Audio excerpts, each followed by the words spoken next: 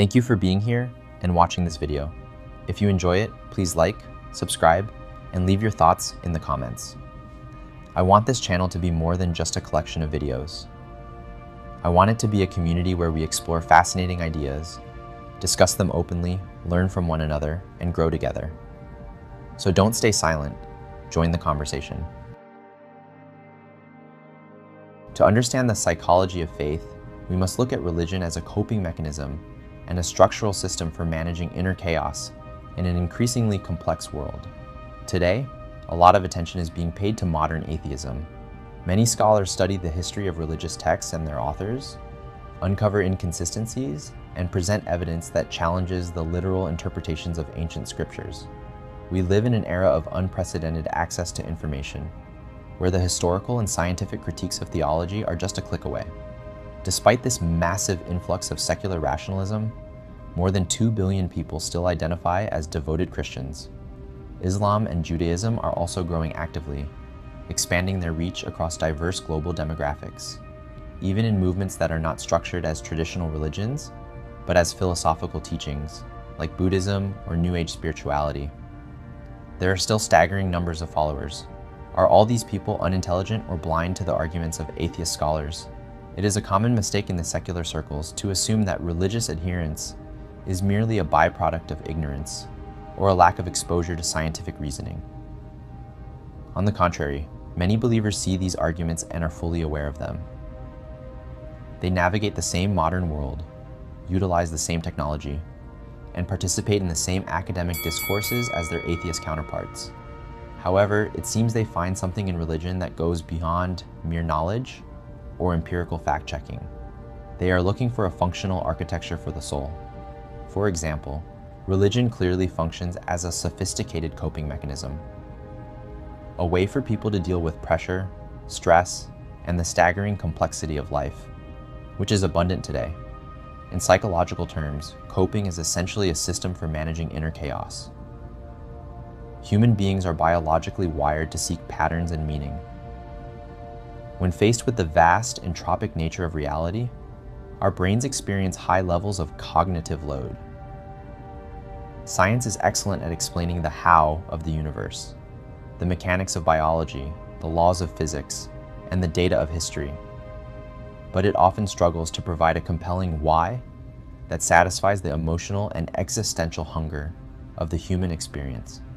If science does not provide immediate, accessible alternatives for emotional regulation and existential grounding, people will naturally choose what actually works for them in their daily lives. Religion provides a predictive framework. It offers a set of rituals, community structures, and narrative arcs that make the unpredictable nature of life feel manageable. When a person experiences a tragedy, science can explain the medical cause, but religion provides a container for the grief. It offers a community that gathers, a ritual that marks the passing, and a story that suggests the pain is not random. This reduction of entropy in the human mind is a powerful survival tool.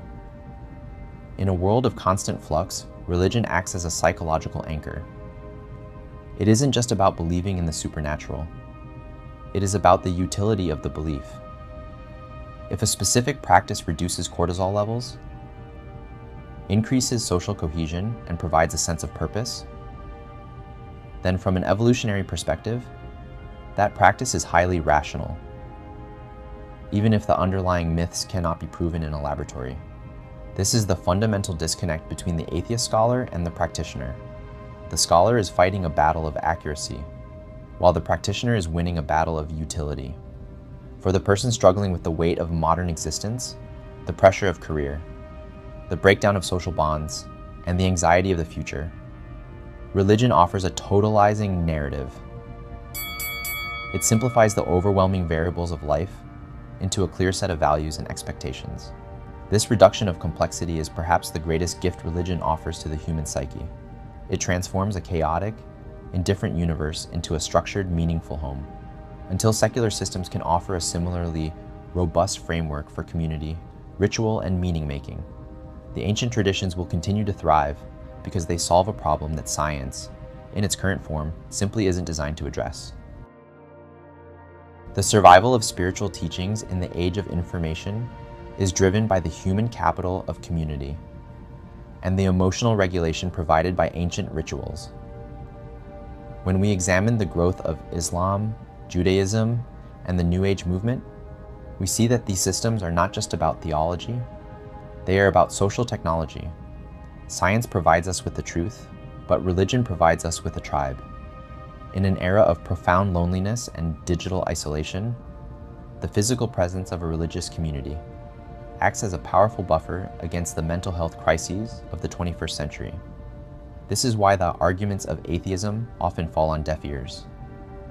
Not because the arguments are wrong, but because they are insufficient to replace the social and emotional infrastructure that religion provides. Religion functions as a form of collective intelligence.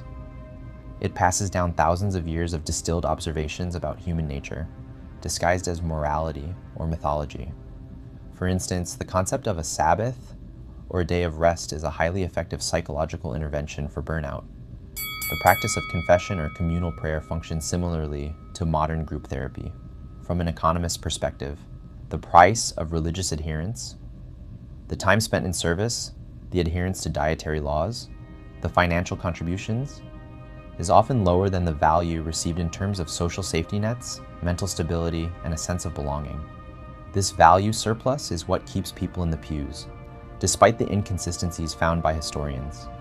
Furthermore, we must consider the role of existential security.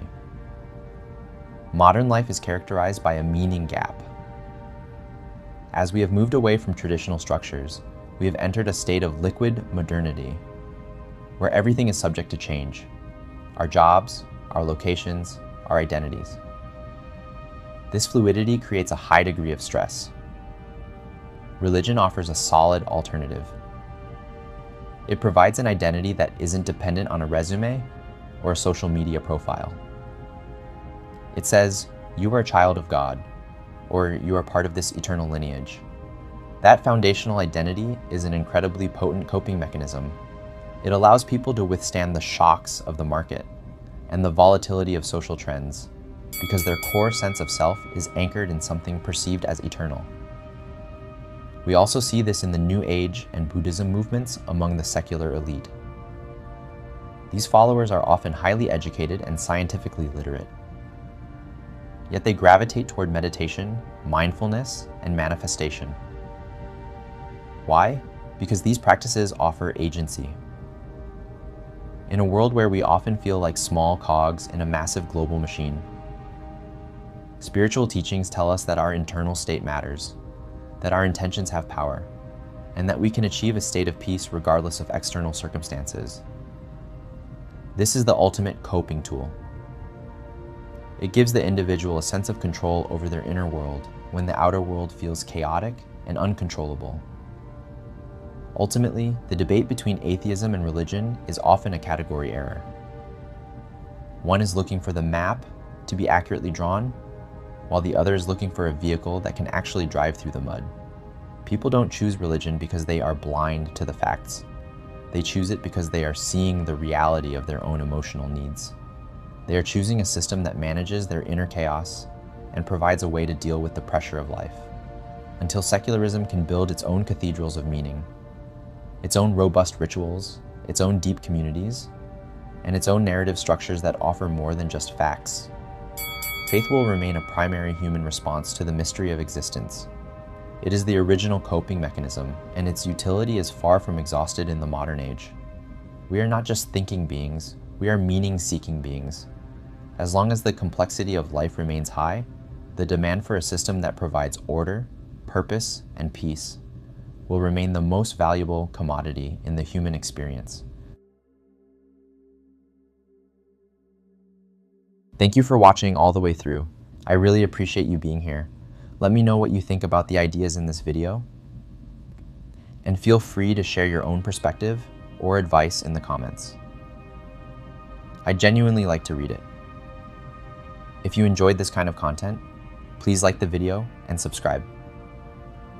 My hope is to build not just a channel, but a community where people explore meaningful ideas, exchange thoughts, and grow together.